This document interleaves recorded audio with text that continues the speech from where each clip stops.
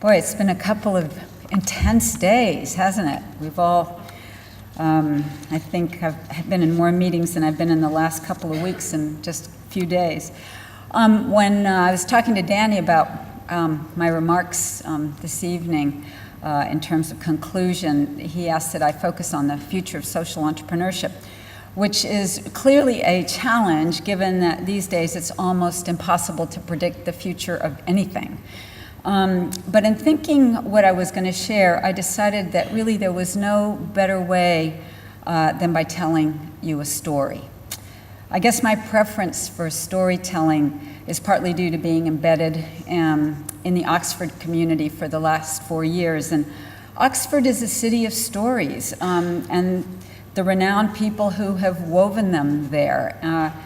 We're also in Australia, and storytelling is an integral part of the life for the Aboriginal people that are indigenous to this continent. And so it made my choice all that much more appropriate. In all cultures, though, stories are a way that people share their knowledge and experience, and then they learn from the past, and they also imagine their future. So let me tell you a story about where I see the future of what we now are calling social entrepreneurship. And to do so, I want us to pretend that we're actually in the year 2040, okay? And that I'm telling you this story looking back through the last 50 years, and it goes something like this. Once upon a time, not too long ago, our world was being threatened by what seemed like insurmountable challenges. Challenges that people had created themselves, not because they were bad people, but because they wanted to build the most comfortable life possible for themselves and their families. Whether they had lots of money or no money at all, they all wanted to live well. And so in pursuing that dream, they created problems like climate change, urban squalor, water shortages, deforestation, air pollution, and massive waste. In that process, a small number of people grew very rich.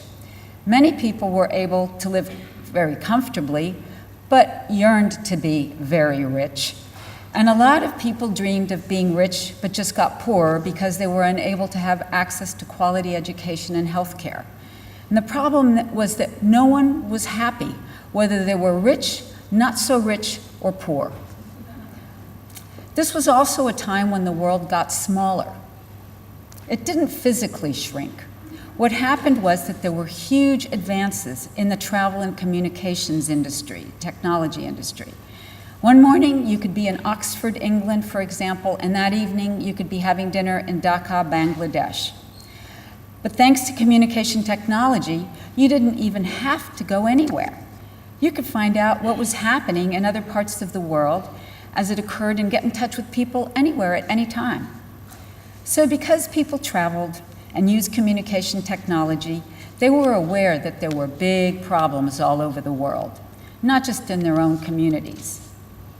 But that was why government was there, right? I mean, you see, people back then expected government to solve these difficult problems.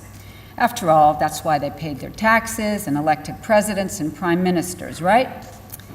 But the weird thing was that even while people demanded that governments do something about the problems didn't go away. If anything, they got worse.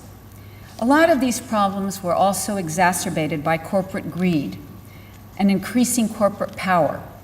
The prevailing economic model at that time was based on making as much profit as possible in as short a time frame as possible, enriching investors and corporate managers. There's no doubt that the corporation back then empowered individual genius and bestowed great social benefits, yet it also did social harm. Many of the ills, such as non-sustainable levels of personal and institutional debt, toxic air and water, workplace injury, loss of livelihoods for communities, political bribery, could be traced back to a lack of corporate responsibility. Now, this was not intentional. No one wanted to cause poverty, pollution, disease, unemployment, corruption, etc. Rather, they wanted to make money. But in that pursuit, they found out that antisocial behavior paid. And to achieve profits in the short term, corporations exacted a social and environmental price, and that price was high and rising. But at the turn of the 20th century, something else was occurring. A number of individuals in different parts of the world, men and women from all different walks of life and contexts, were refusing to accept what was happening to their local, regional, and global communities. Most people thought these folks were weird. Why? Well, because they saw opportunities where others only saw obstacles. They were outrageous optimists, even in the most dire situations, and they seemed blind to all setbacks, relentlessly pursuing a vision of the possible when any reasonable person thought the changes they pursued simply couldn't be done. The interesting thing is that many of these unreasonable people did not believe in charity, in giving money away, which would certainly have been understandable given the historical tradition of international aid and the handouts for the poor that were in vogue at that time. But this new breed of individuals believed firmly that no one wanted charity. Rather, human beings everywhere wanted to contribute to their communities with their talents and their experience. Market-based solutions, these people believed, were the answer. And so they became known with the label of social entrepreneurs. Social entrepreneurs were innovative, opportunistic, and resourceful. But unlike their commercial counterparts, they were focused on changing systems and practices that created new approaches to the problems that people were living with, whether they made a profit or not. They were also similar to commercial entrepreneurs in that the business innovators who came up with major innovations in the marketplace, these social innovators were the mad scientists, as it were, that were working in their organizations and acted like social innovation laboratories. They tested and perfected approaches, and when those approaches worked, they tried to get government or the corporate sectors to take up those solutions, learn from them, and help scale them so that all could benefit. Ultimately, the innovations that social entrepreneurs came up with lay in the models that they devised for service and public and product delivery, all along the supply chain, not in the products or the good itself. It was those models that others needed to take up and replicate, and thus things began to change. There were all sorts of reasons behind that change. It's hard to pinpoint just one factor. Partly, it was the result of a global financial crisis that occurred in 2008, when ordinary people realized that the banks that they had relied on to safeguard their financial assets, couldn't be trusted. Partly, it was the result of natural disasters and dramatic changes in weather patterns that awakened people to the reality of climate change and its implications. Partly, it was thanks to a new generation of young people who no longer wanted to separate where they made their money from where they did the right thing. Partly, it was due to the surge of stories about individuals, these unreasonable social entrepreneurs who refused to accept the status quo and were coming up with new ways to address seemingly impossible problems, and who were increasingly connected to one another around the world. And partly it was thanks to an awakening of consciousness among consumers who wanted to know where the things they bought had been made, by whom, and under what conditions. Also, partly it was due to the realization of people everywhere that they could not expect government to single-handedly tackle these massive issues, and so they started to turn to one another. Thus, a new cadre of problem-solving innovators and investors, most of whom did not exist in 2000, began to multiply rapidly in every part of the world.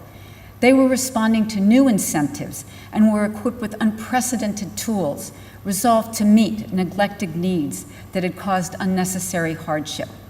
They spurred this new trend called the Solution Revolution, which described the movement created by social entrepreneurs, companies, governments, and academic institutions that started to coordinate and collaborate to solve mega problems. In the Solution Revolution, foundations, venture philanthropists, government, and often private businesses themselves began to act as funds, investors, and market makers. government's role started to shift significantly. Sometimes it brought the players together, sometimes it was the market maker, sometimes it was just one of many contributors, and sometimes it just had to get out of the way and let the solution economy work. The emerging solution economy had a couple of features. First, it included a diversity of problem solvers, from social enterprises with a Silicon Valley startup mentality to mega foundations to Fortune 500 companies who had discovered innovative ways to deliver social good while making a profit, although the profit motive was not the main driver. Second, it involved technologies that scaled and reshaped society's ability to solve its problems, including social media, cloud computing, data analysis, geospatial analysis, etc. These are things we take for granted now in 2040, but back then, when they were created at the turn of the 21st century, they didn't exist. Those technologies supported the growth of the solution economy's third main feature, disruptive business models that reimagined services traditionally delivered by government, from education to social services. Finally, the solution economy found new ways of incentivizing and rewarding social value with instruments such as carbon credits and social impact bonds, for example. These methods nurtured solutions, the solution ecosystem that tied together new contributions and created new business models that ultimately delivered societal solutions. Give me some examples, you ask. Well, let's take one. For decades, cities had been plagued by social, economic, and environmental cost of driving cars. The cost included traffic congestion, unnecessary commuting time, CO2 emissions, and the amount of lost property near roadways. One estimate for the US put the total external cost of driving between 27 and 55 US cents a mile, adding up to an economic opportunity cost of $420 million daily, which is $156.9 billion annually. The US government had been trying for decades to address the problem, but entrepreneurs saw an opportunity to tackle these interrelated and complex problems while building a business. They formed companies such as Reward Ride, RiseBuzz, Avigo, to step up to the plate and craft a solution. Avigo, for example, is a mobile app that displays a driver's routes to passengers who can search for rides in their direction. So the app works in real time. Wherever a passenger waits, the app alerts drivers, pulling up a profile of a potential rider that can be reviewed while stopping at a stoplight. And a driver's trip progress and a rider's journey are logged via GPS. When the ride ends, Avigo transfers a fee from the passenger's Avigo account to the driver, and Avigo takes a cut. Users then rate each other. In this model, the consumer made her asset, which was an empty car seat, usable, and the private car became part of the public transport system. So while traffic used to be a government problem, these solution seekers came together from multiple sectors, and the phenomena started to emerge, and it went way beyond just ride sharing. Companies started teaming up with social entrepreneurs and found their partnership was financially and emotionally rewarding. For example, the solution revolution was the work of things like the Marine Stewardship Council, which was a social venture based out of the UK, and McDonald's Europe. MSC, Marine Stewardship Council, was a highly enterprising social venture that certified sustainable fisheries around the world. And at that time, marine ecologists considered overfishing as the very greatest threat to ocean ecosystems. Overfishing occurred because fish were captured at a faster rate than they could reproduce, largely due to advances in fishing technology and an increased demand for fish. Several marine species were becoming extinct or endangered as a result.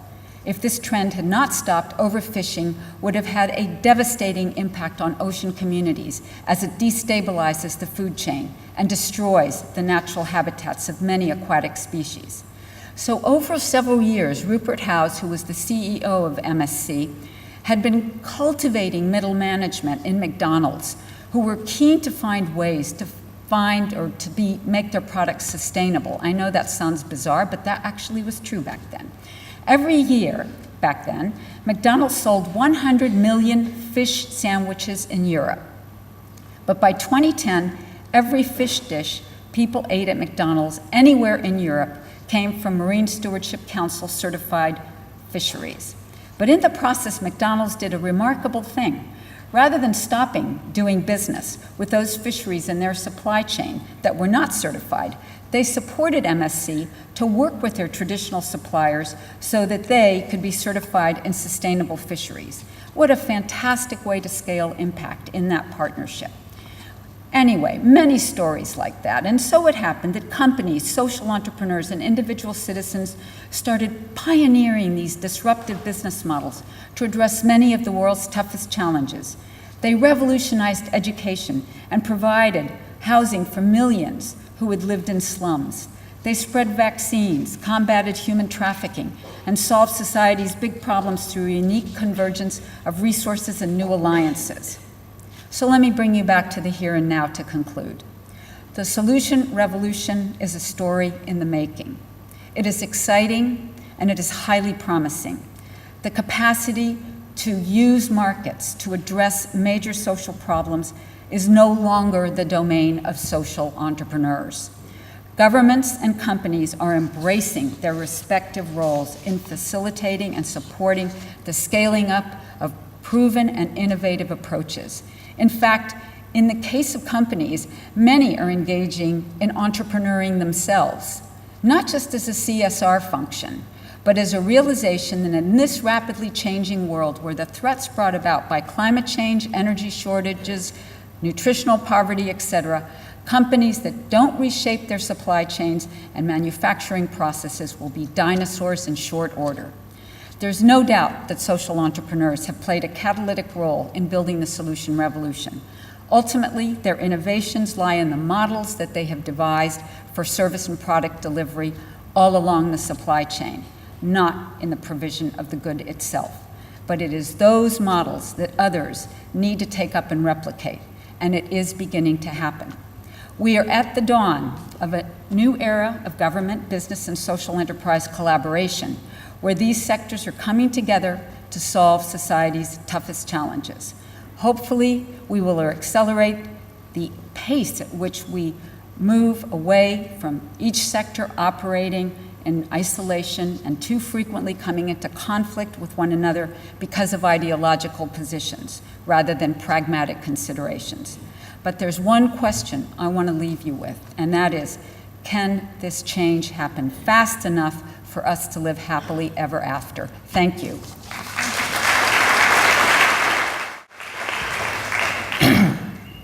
Hi, everyone. Pamela said it was hard to predict the future, and I tend to agree, but I think the best way we've got any chance is to be part of it. And I guess that's probably why we're all here today. So I wanted to see how well you guys can predict the future. So what would happen if we took and combined a kangaroo with a sheep? We'd get a woolly jumper. No, okay, so that's the future of genetic engineering. Anyway, so it's very Australian, right? I want to talk about 5 things. So sort of thinking about the future of business. I'm a dad. I'm about to become a dad again. That's dad jokes. Deal with it. A few points about the future of business that I think. I was at the Big Business panel, Can Big Business Save the World? And it was really interesting, talking about what we thought was the role of big business. And even Pamela mentioned, McDonald's and the Marine Stewardship Council and how profound the change could be when business does get on board. And one of the major things we brought up was, what was the purpose of business? And it kind of seems like we've forgotten that, or at least we haven't re-evaluated the question around the purpose of business for a very long time. And it seems to be the dominant paradigm today is the purpose of business is to maximise profits, or at least maximise the return to shareholders. And I think that my prediction is that there'll be a great movement that starts to really challenge that over the next 10 years. And my hope is that the outcome of that movement is that new vision or that new purpose for business is to come back to what I believe the purpose was from the very beginning, which was to add value to society. You know, it was a tool to add value to society, and understanding society is a whole lot of things. In fact, when we think about that and why we came to the current paradigm in business, and I was, you know, trying to get to it, thinking, you know, this is going to be a big part of our journey at Small Giants. I found that back in the early 1900s, there was a court case between Ford, the car company, Henry Ford, and the Dodge brothers. You've heard of the car company Dodge. So the Dodge brothers were investors in the Ford Motor Company. And Henry Ford was making a lot of money selling cars, and the Dodge brothers were quite significant investors. And he decided to reinvest the profits of his money back into community. He was, supposedly, I never met the guy, but he was meant to be very philanthropic, and he was giving the money back to the community, by and large, also even to his employees to be able to buy more cars. And the Dodge brothers turned around and said, well, we're investors in this company, and we invested to get returns, and they took him to court. And they actually said to him, we demand, or we believe that we should be getting dividends from these profits. You don't have the right to give them away. And unfortunately, the ruling was, in fact, that he did have to distribute the profits. They invested with the intention to see those profits again, or to get dividends from their investment. What's interesting is there's always more to a story than what it seems at the outset. When I started digging a little bit deeper, it seemed like Henry, if you don't mind me calling him Henry, Henry had a sense that the Dodge brothers were up to something. So whether it was completely philanthropic, that he didn't want to return dividends, or whether he knew their plan, which was to take those dividends and start a rival car company, we're not quite sure. But in the end, they got the dividends, started Dodge, and then he had another rival in the field. What was interesting is from that we get this sense that, you know, it's all about the return to shareholders, and it seems from a legislative perspective that people have been afraid of that outcome ever since. We talk about B Corp, and we mentioned it. In fact, I've got something.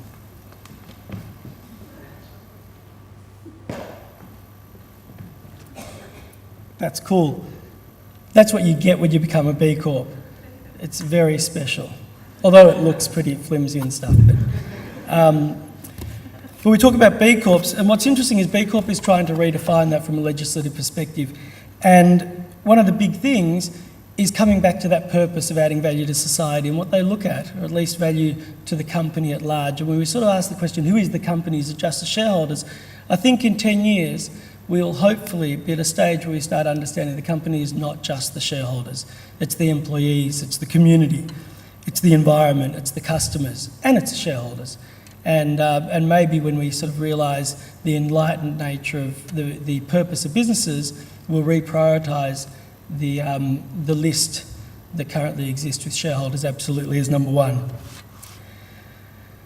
Another thing, this is just a personal gripe I have, the stock market. I don't know how many of you love it, but I think it's crap. I think it's crap because I think it's a casino, particularly in the way it is. There was a wonderful book called Fixing the Game, and it defines or it identifies the idea of the expectations market to the real market. And he uses Fixing the Game as an example, which I think is really wonderful. Think of it as a football game, right? It's in America, a Canadian guy actually, so he talks about American football, but let's use Aussie rules.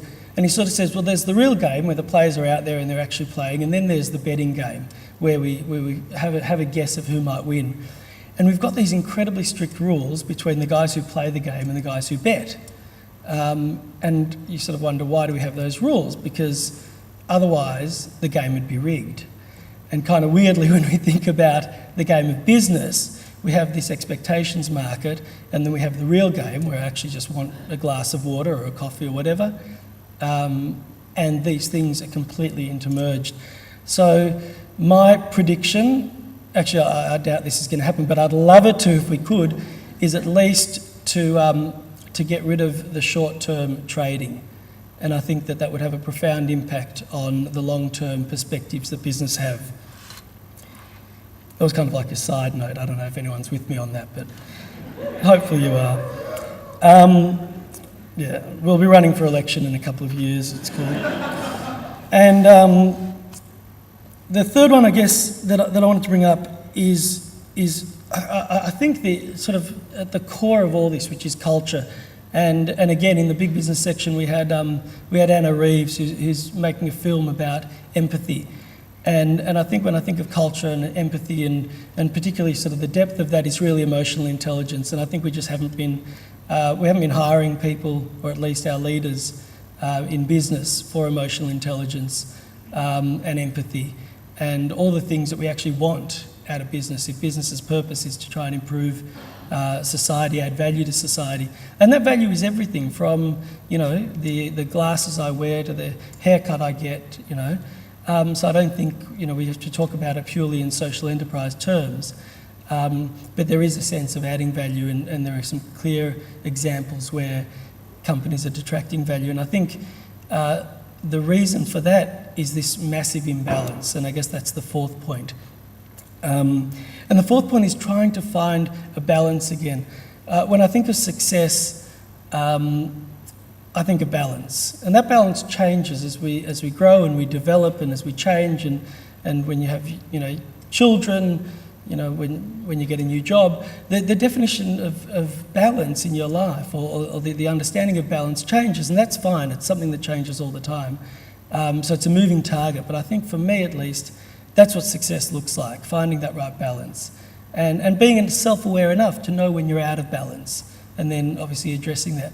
And again, I think that fourth point is I think business is incredibly out of balance at the moment. And that balance, at least on a very obvious sense, is that pursuit of money, of profit, and not just on the big business sense, but I think, within our culture and society, a lot of people, sadly, that I speak to, find that work is a means to something else. And that is such a sad imbalance in people's lives, considering so much time is spent at work. So I think that balance, both on the personal level of the employees, finding out what are you passionate about, what are you inspired by, and is there a way to be able to express that through the work that you do? And if there isn't, and many people say, I don't have that choice, I have to work. Well, that's our job. Our job is to create the companies to allow these people to find the places where they can experience their best self. So that balance is really important. And the last part is, I think, what's going to make it all happen? And that is, I think about it again in an analogy. We come to the voting booth, in Australia every few years. Globally, when we vote for our leaders, it's this incredibly I was going to say it's an empowering thing, but I don't know in Australia if we're feeling that at the moment. But generally, the idea of voting for, in an election is an incredibly powerful thing. We get to make a statement about where we want this country to go, and we get to do that just once every few years. It really is sort of this limited opportunity. But in terms of business, we vote every day. The most powerful voting tool that we all have is our wallets, with regards to the world that we want to live in. The economy really does define a lot of what happens. And we kind of use that every day. It's almost as imagine you were going to vote every single day on these decisions. And I think we have to take that responsibility a little bit more seriously. Obviously the people in this room pretty much do that already. But I think that movement again of seeing the empowered nature of our decision making, particularly around where we choose to shop or not to shop, is something we really have to embrace. And the best context in which to think about all of that is my very favourite tweet of all time by the Dalai Lama, which will also help introduce Dr. Samdhu: be happy and useful. And I think that with that, we'll all probably get to that vision of the future that we all want. Thank you. Yesterday, a friend from Israel said he wants to stand in front of the podium, but I would have to stand behind the podium because I like to hide my beautiful knees. Happiness is dangerous as it is contagious, and Bhutan is spreading it. I wish to deeply pay my respect to the elders of past and present of this spiritual land. Honorable participants, ladies and gentlemen, I bring warm greetings from the cold mountains of Bhutan. I'm proud to share my views with great minds, thought leaders, and luminaries present here today. Before I begin painting the world and Bhutan and GNH, I would like all of us to take 2 minutes of our life for ourselves. In saying that, I would like ourselves to connect to ourselves.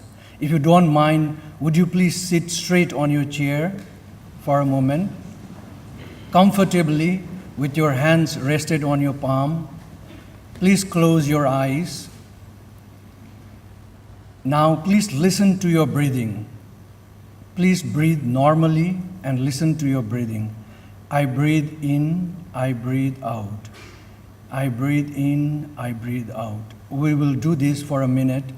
And those of you who think you would like to use a positive word, like when you breathe in, you could say, I'm calm, I'm composed, whatever the positive word, and the mind would keep flying out. But please bring it back and continue listening to your breathing. I'm sure you have rejuvenated yourself. We have tried to create presence in ourselves rather than thinking the past and the future. Well, I'm not an eloquent speaker, so I'll have to read what I have written down. And also, I tend to keep speaking too much if I were given freedom to do so. I only have 8 to 10 minutes. We often say that our earth is dying. Rather, we are killing ourselves, our future generations, our nature, the beautiful sea, and everything around us. The conventional development parameters have led society on an unsustainable path of self-destruction. Nature is no more bountiful, and we are not in times of plentiful anymore. Climate change brings devastating impacts on poor and vulnerable. All kinds of crises, conflicts, failing democracies, wars, and mounting pressure over scarce resources have become order of the day. Families are breaking apart, communities disintegrating, and society is crumbling. We live today in a very unhappy, insecure, and inequitable world. Statistics shows 50% of the world population lives in cities, leaving families, neighbors, friends behind. 15 million children die each year from hunger. 1/12 of the world population is malnourished. 12% of world population suffers mental health problems. Natural disaster has quadrupled since last 2 decades. Likely that by 2070, according to the OECD statistics, 150 million people in the world's coastal cities would be homeless due to flooding, and by 2050, 6.3 billion people will be living in urban. Then what are economics, businesses, and societies without humanity, the people? So what should we do now? If we are all conscious, we need to find meaning of life and living. We need to go for corrective measures and hold the earth where it is today if we cannot reverse the will. This is our common future, and we live in a globalized world. Thus, we are not separate from one another.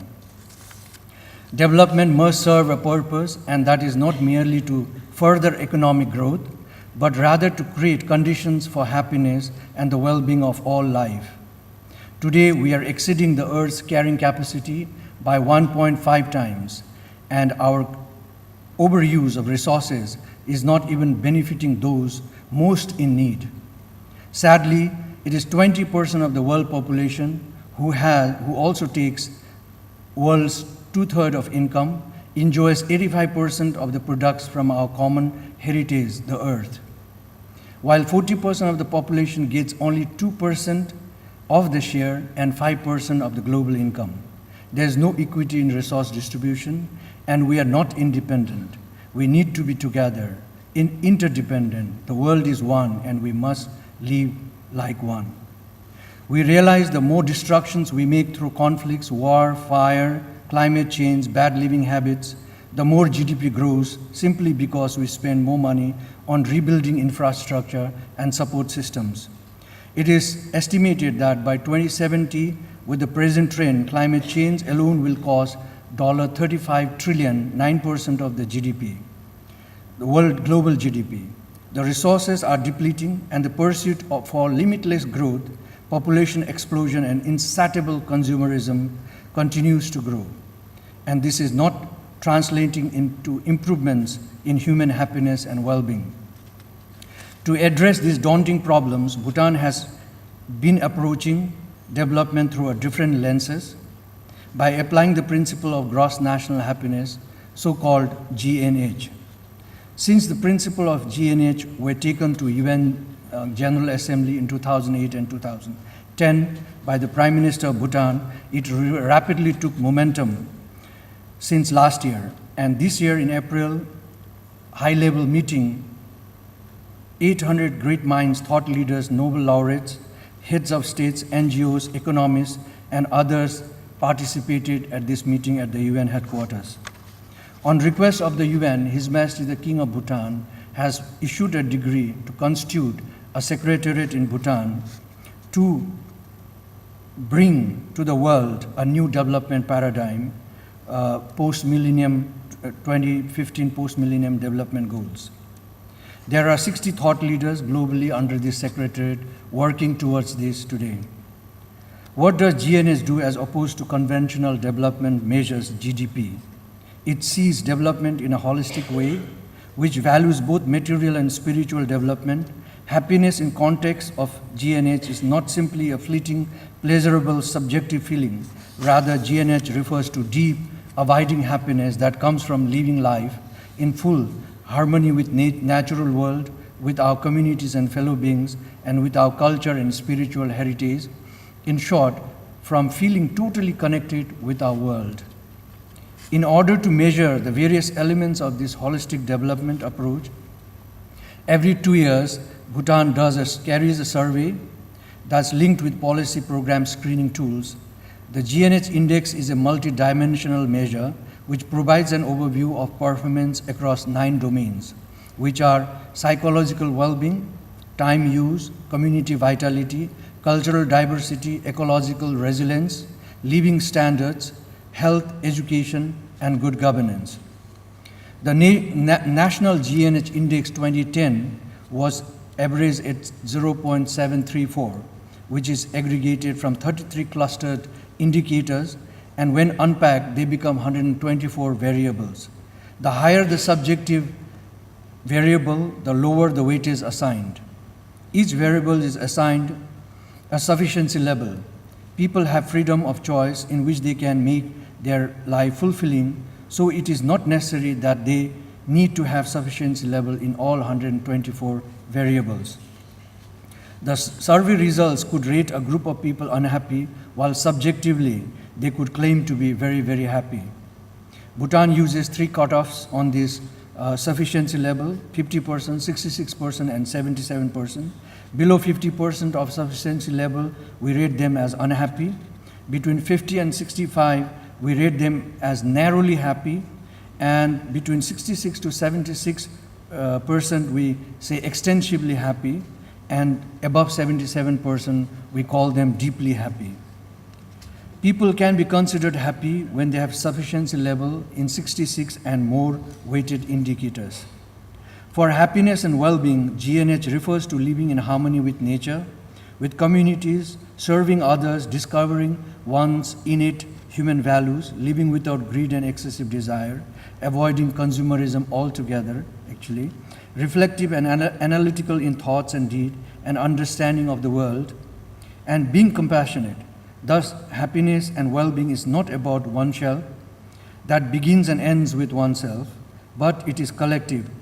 Although happiness can be deeply experienced by an individual even in dire circumstances, to achieve it, we must learn to live mindfully, transforming ourselves in the most sustainable way of life and living. This calls for asking the very question and challenging ourselves: what is enough for me and us? How do I create happiness around me? What can I share? We have begun GNH educating in schools. Curriculum is being developed, and even at the university level. We desire every citizen in Bhutan to learn to live integrated with nature, sharing, caring, mentally well, and developing innate human values. The GNH Center that is being developed in Bumthang, the Sacred Valley in central Bhutan, will serve about 5,000 people each year, from visitors to people who come to participate between a day to a month, for all walks of life, both Bhutanese and foreigners. It will be a place where people will reflect and learn what is life and living in a practical way, discovering oneself for a sane and sustainable society based on 4 pillars and 9 domains of GNH. They will leave this center refreshed, reinvigorated, and empowered with knowledge and skills to help own family, community, and society with genuine compassion and purpose how to live life sustainably and effectively. The learning will be practical rather than theoretical or academic. The method applied will be overcoming the duality of body and mind, individuality and community, material and spirituality, relating to impact on family, society, country, and the earth, because we are not separate from one another. We believe that transforming oneself, we can be the change we wish to see around us. To do this, we have to collectively move from ego system to ecosystem, wherein we must accept man is not greater than nature. Materialism should not matter with our spiritualism. Happiness depends on collective happiness, mindful growth, and no consumerism. The GNH Center will have its units spread around the country and begin satellite units around the world. For your kind information, the government of Germany has decided to open one in South Germany. Peaceful Bamboo Family in Vietnam have agreed to start one in Hanoi. Similarly,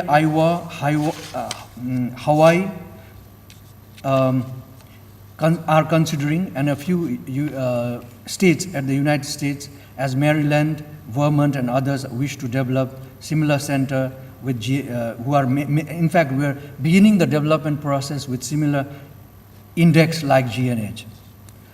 We are not claiming that our GNH will work for everyone, although it does for us in Bhutan, but it provides a lead to in-depth research and studies to help humanity survive sustainably on this earth. Before I end, I would like to thank Danny, Barry, Milani from Small Giants, their colleagues, of course, Julia Roberts, her colleagues from RMIT, for bringing me here and giving me this wonderful opportunity. I would like to take a quote that I stole from one of the corners of the streets of Melbourne. We are not human beings trying to be spiritual. We are spiritual beings trying to be human. Thank you, and Tashi Dele.